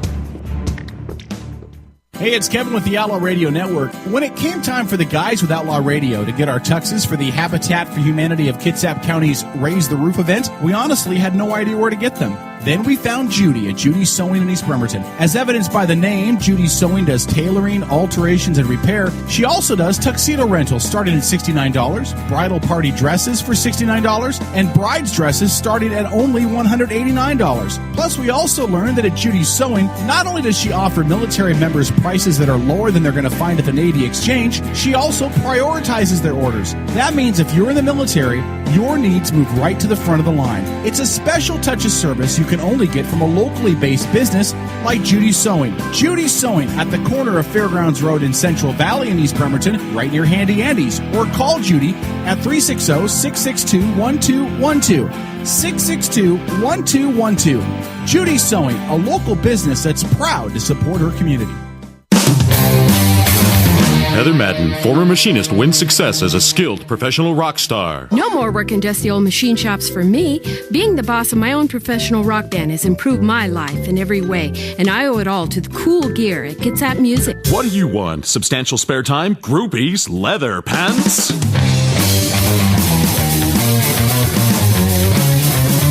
Use only certified cool products from Kitsap Music.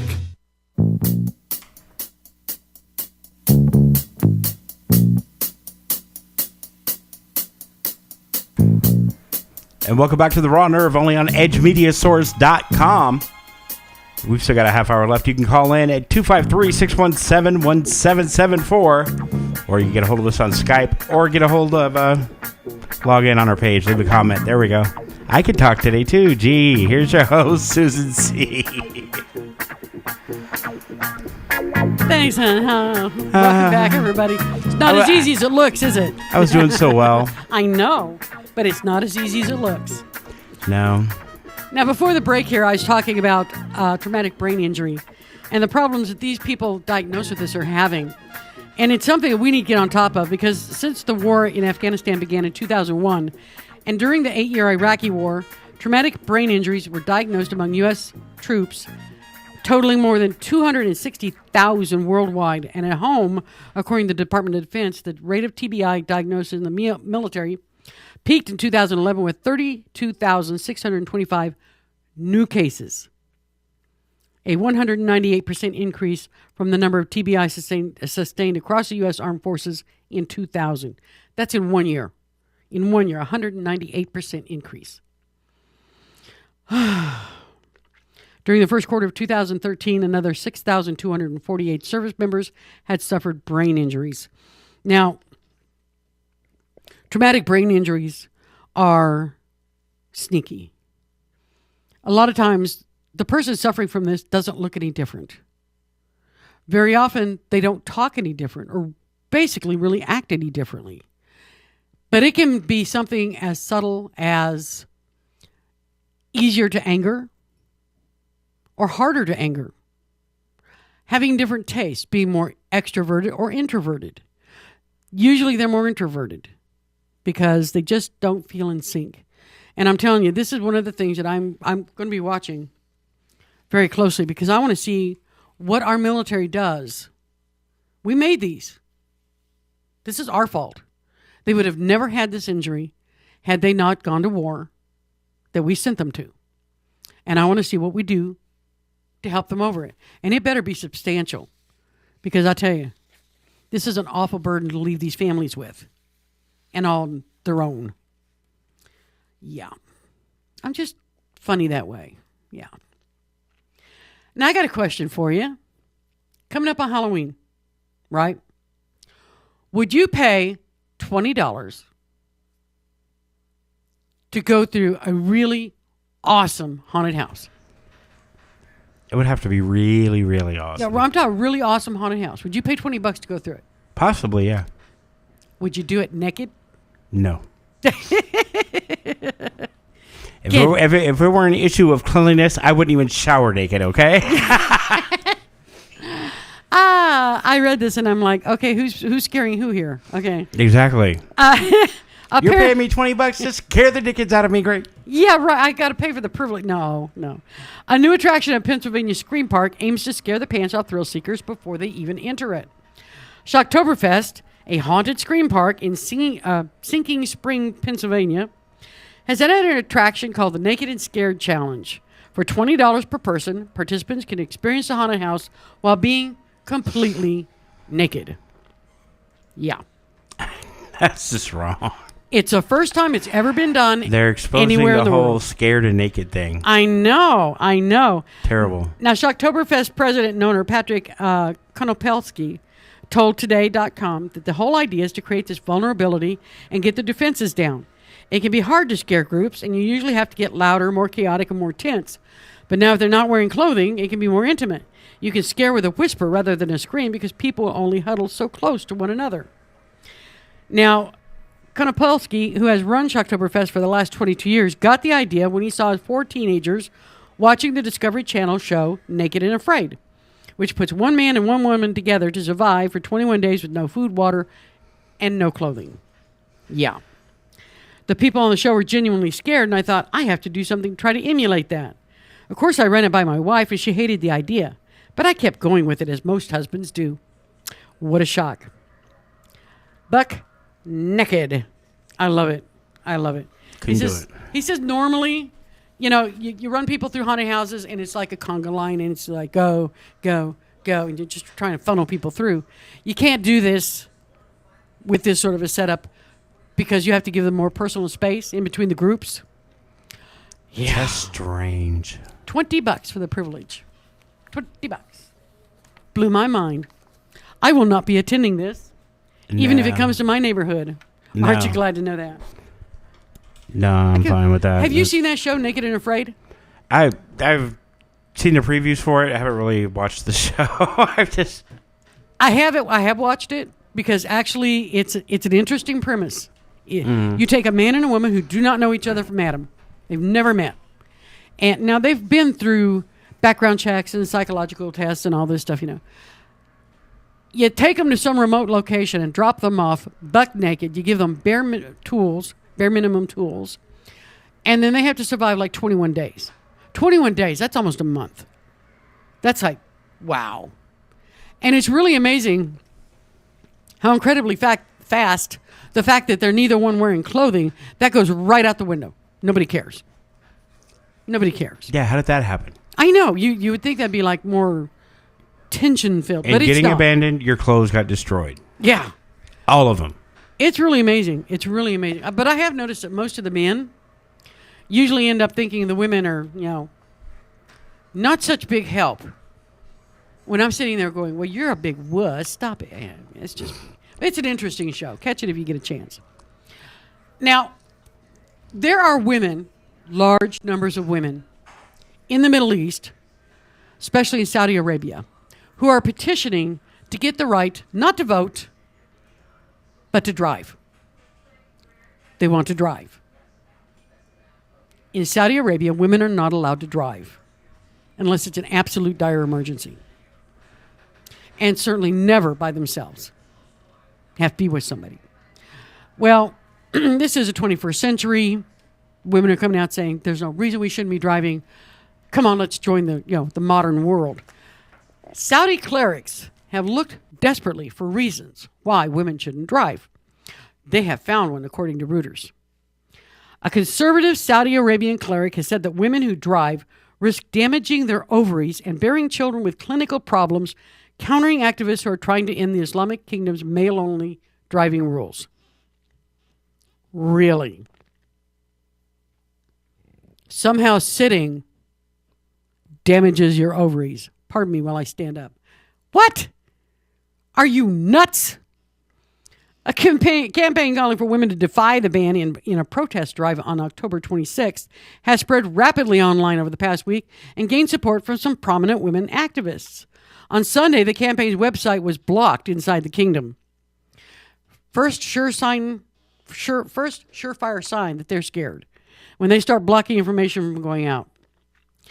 Now, in an interview published on Friday on the website Sabik.org, Sheikh Saleh bin Saad Al Lohadin said that women aiming to overturn the ban on driving should put reason ahead of their hearts, emotions, and passions.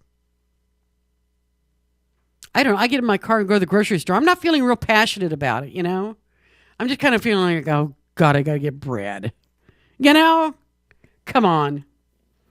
Now, Reuters earlier wrongly identified him as Sheikh Saleh bin Mohammed Al Lohadin, a member of the Senior Council of Scholars, one of the top religious bodies in the birthplace of Islam. Now, by contrast, Sheikh Saleh bin Saad Al Lohadin, the person quoted a report, is a judicial advisor to an association of Gulf psychologists. This guy is a psychologist. His comments reflect the extent of opposition to women driving among some conservatives in Saudi Arabia. If a woman drives a car not out of pure necessity that could have negative psychological impacts, as functional and psychological medical studies show that it automatically affects the ovaries and pushes the pelvis upwards. This is what he said. This is why we find those who regularly drive have children with clinical problems of varying degrees, he said. He did not cite the specific medical studies that support his arguments. The ban on women driving is not backed by specific law, but only men are granted driver's licenses. Women can be fined for driving without a license, but also have been detained and put on trial in the past on charges of political protest. Horrors. Now, Sheikh Abdullah Al-Sheikh, the head of the morality police, told Reuters a week ago that there was no text in the documents making up Sharia or Islamic law that barred women from driving. There is no text that bars women from driving. King Abdullah has pushed some cautious reforms aimed at expanding women's freedoms in Saudi Arabia, including opening more employment opportunities for them, but he has not addressed the issue of driving. Now, I'm trying to figure this one out. There's absolutely nothing but his word backing this up. They have found in studies that women who drive regularly give birth to apparently damaged children because somehow we've damaged our ovaries by driving regularly. Really. This is why, and I wish these people would understand this. This is why the rest of the world looks at many countries in the Middle East and thinks, wrongly or rightly, I'm just reporting here, that it's stuck in the 15th century.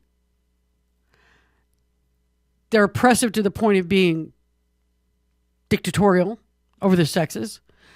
It's about time women, got to actually be human beings in these countries. And they don't really take these people seriously. Just boggles my brain. When they can come out and say that there are medical studies backing this up, they can't quote the studies or won't quote the studies, whatever. But they come out and say this, it makes you look like an idiot. The rest of the world knows this isn't true. Now, maybe the women who live in Saudi Arabia who have, access to the only information they get is what you tell them, they might believe this. But the rest of the world is looking at you that you're idiots. And this is not against any group or whatever. This is the people who would promote an obviously idiotic point of view like this and use it to try to beat women over the head with and control them and keep them subservient and not allow them to do things like, I don't know, drive to the grocery store. Idiots. Idiots. I love idiots. They just crack me up. Idiot crooks are the best, though. I love idiot crooks because they're so much easier to find. The smart ones are harder to catch. So idiot crooks are wonderful things. They get in everybody's face, but they're temporary. This is a great example of that.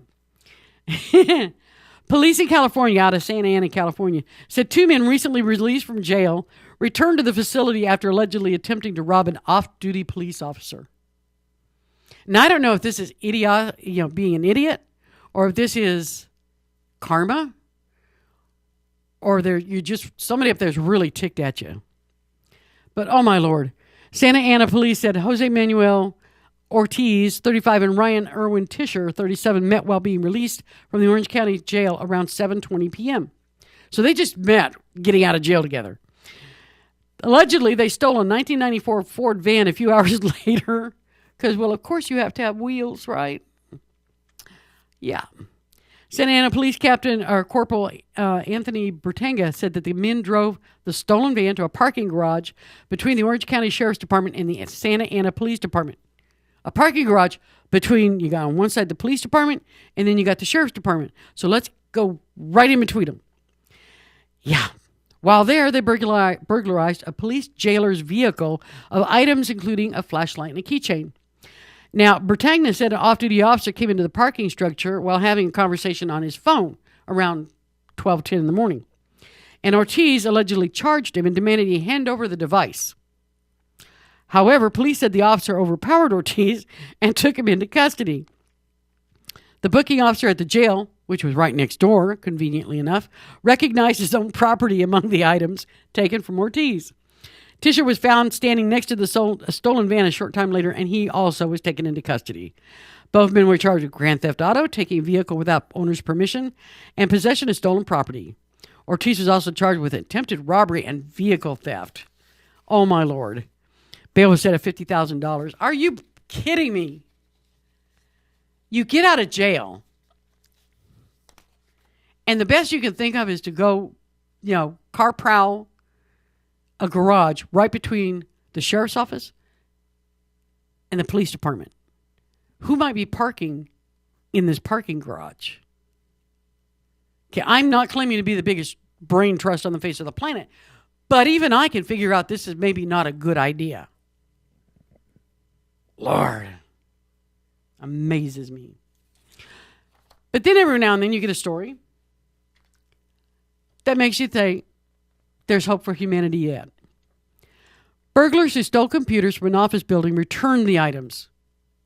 Returned them, along with a letter of apology, after apparently realizing they had ransacked a nonprofit that helps victims of sexual violence. The thieves broke into the San Bernardino County Sexual Assault Services office the night of July 31st. They apparently came in through the ceiling at about 10 p.m. and hurriedly took several computer towers and monitors along with a laptop. Police arrived and summoned the nonprofit's executive director, Candy Stallings. Now, one of the officers had talked to some transients around the street about what was going on. He was telling them about what we do. The following morning, about 4:30 a.m., Stallings said she got another call from police about suspicious activity taking place at her office. This time when Stallings arrived, she was astonished by what she found. All my stuff was in front of the door. There was a shopping cart, and there was a PCs that were taken, and there was a laptop. Everything was there.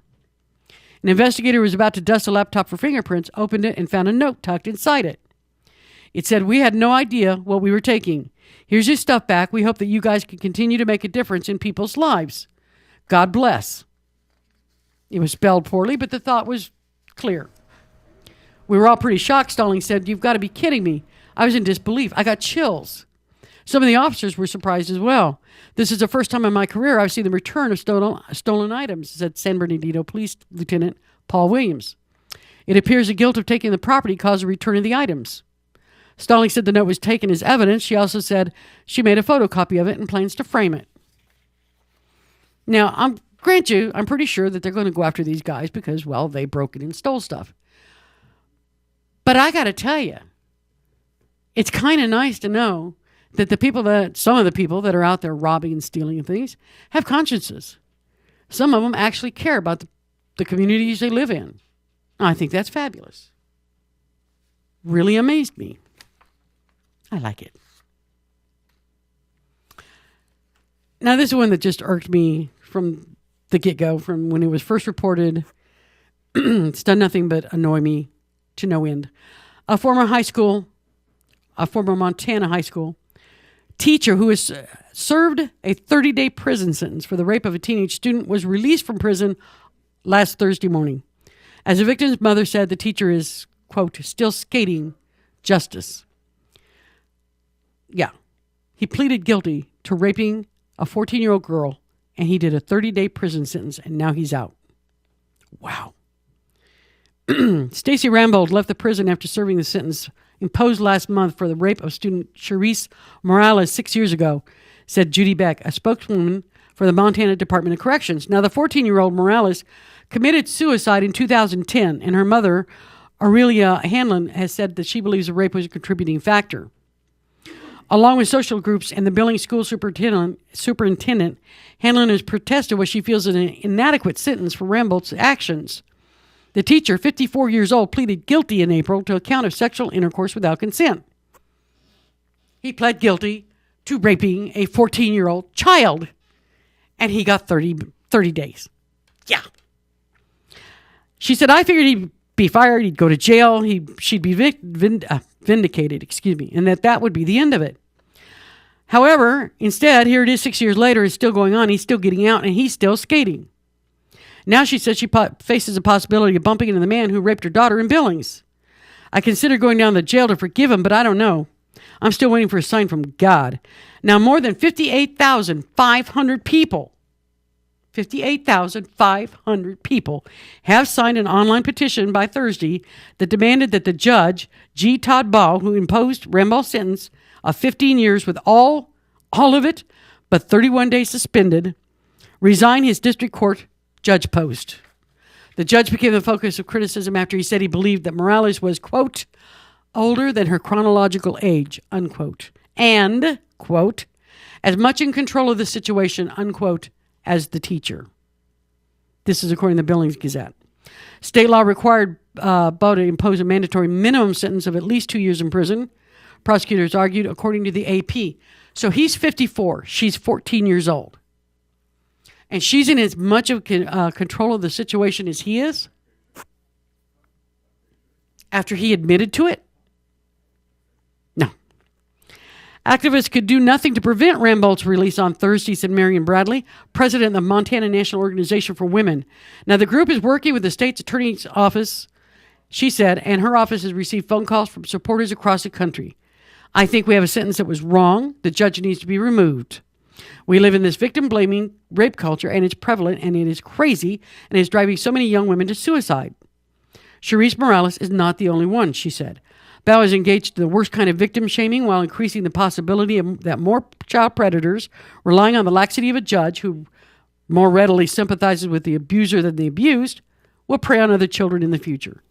I think that's a valid argument. I think this judge needs to be removed. Absolutely. What kind of thinking processes can a human being have to take a person who abused a position of trust? He was her teacher. 54 years old. She's 14. He admits he raped her and gives him basically a 30-day sentence. Yeah. There is much going on with this. I'm going to be following it. There's a lot of protests. There are a lot of petitions floating around. I do want to see this particular judge removed because I'll tell you, his mental processes have been called into question. And not just by me. There's something wrong with somebody who's in a position to grant justice to the victims that come before him, just as much as to provide punishment for the perpetrators that come before him.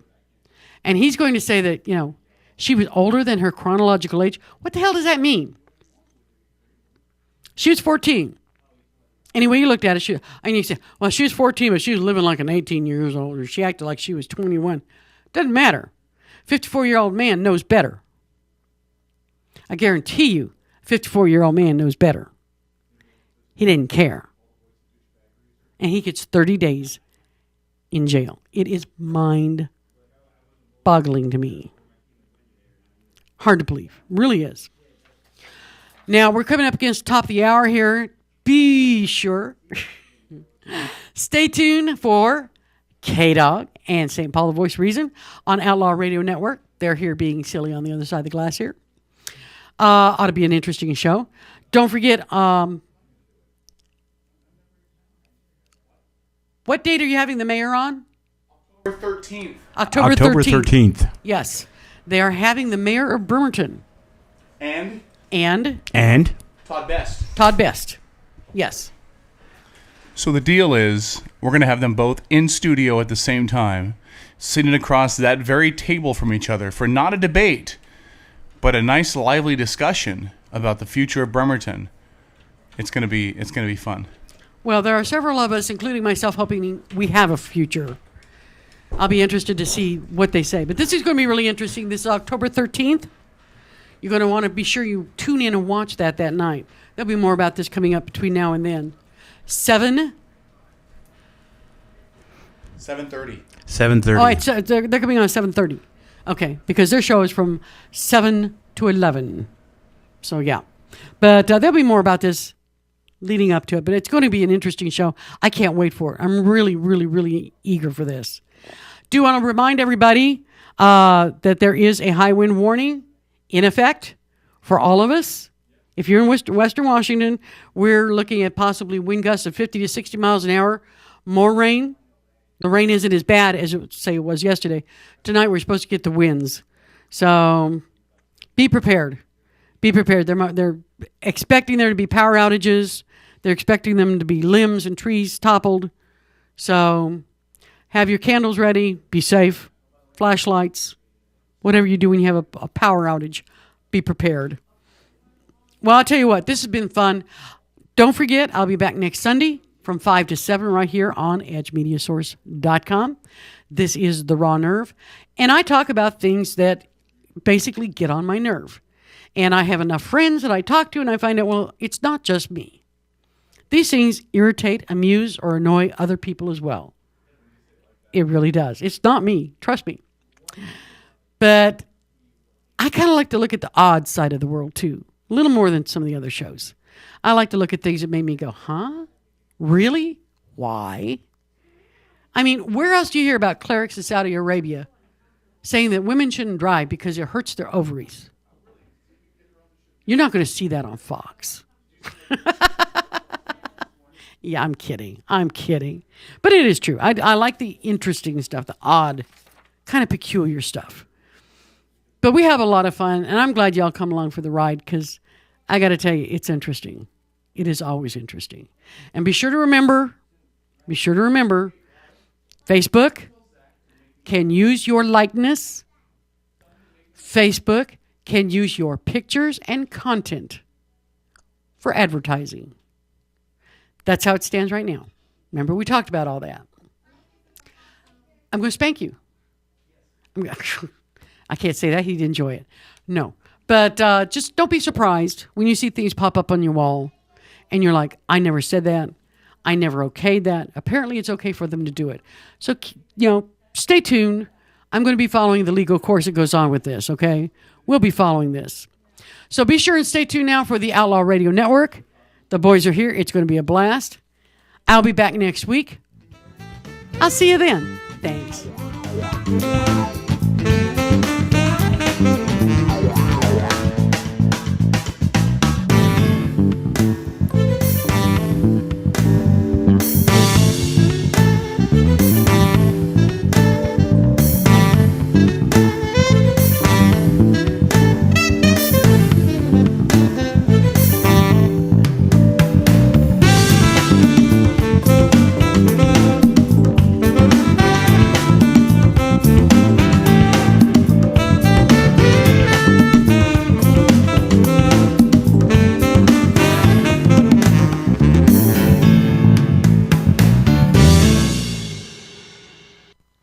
From NPR News in Washington, I'm Nora Rahm. Washington lawmakers remain deeply divided over a stopgap government spending bill just before the October 1st deadline. NPR's Nathan Rott reports the latest move on Capitol Hill only makes the first federal government shutdown in 17 years more likely. On Sunday morning, House Republicans passed a Senate-approved bill that would temporarily fund the federal government past midnight Monday. But they tacked on an amendment that would delay President Obama's signature health care law for a year. That means it likely won't go anywhere. Senate Majority Leader Harry Reid has already called it pointless. On Fox News Sunday, Republican Senator Mike Lee of Utah painted it a different way. We do not want to shut the government down. That's why we have continued to pass funding bills. But you cannot have a part-time America and ignore the problem. You cannot have a president that passes legislation that says he won't deal with the subject. Federal offices would close as soon as Tuesday if an agreement isn't reached. Nathan Rott, NPR News. Defense Secretary Chuck Hagel calls the threat to shut down the government astoundingly irresponsible. He said he spent much of last week planning for a possible partial shutdown this week. Hagel is in South Korea to discuss wartime operations. This comes several months after high tensions on the divided peninsula. Jason Struther reports from Seoul. The two sides might not agree